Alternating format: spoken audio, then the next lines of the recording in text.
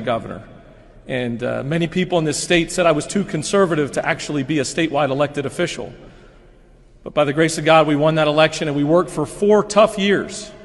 We worked across the aisle, worked with Leader Butler and others to bring meaningful legislation forward. We passed over 50 bipartisan health care bills. We took on COVID reform, and we passed a very important hate crimes piece of legislation. There's also some tough memories in this building I've got. We were second guessed on COVID almost every minute of every day from the White House, specifically Donald Trump. Lies, conspiracy theories around the 2020 election, so much so that I had to have armed guards around my office and my home, around my family, just to fight off the fact I didn't admit that the election was rigged, because it wasn't.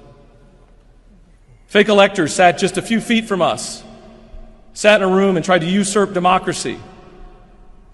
And then the unfortunate events of January 6th showed up, and sitting in this building watching those events play out were a huge part of why I'm standing here today. All of those tough memories seem to track back to one person, and one person only, and that's Donald Trump.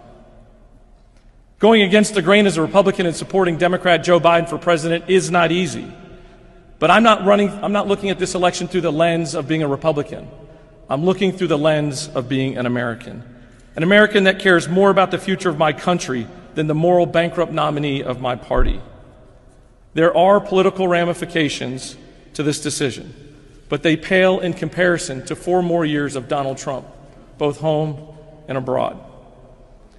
Let me speak directly to the millions of Republicans across the country who are tired of making excuses for Donald Trump's behavior at their churches, in their offices, and at their own kitchen tables.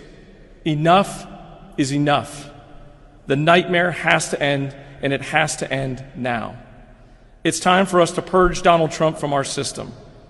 Let's take the next 4 years as Republicans and build and heal a new party, a GOP 2.0, a party that finds leaders that are willing to embrace conservative principles and work across the aisle, leaders that understand the value of civility and compromise, that once again value honesty and integrity, a party that uses policy, empathy, and tone to work across that aisle, to gain majorities, to talk about issues, use it as our North Star.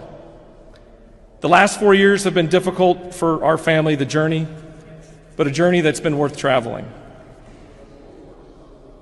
There have been so many folks over the last 4 years, nearly 4 years, Republicans specifically, that have come up and offered words of encouragement, that have quietly sent notes, have praised the notion of saying and doing the right thing. It's my time to ask a favor of all those thousands and thousands of Republicans across the country who've given us words of encouragement. I have an ask. My ask is this: it is your time to do the right thing. Don't give Donald Trump 4 more years to continue to destroy this country.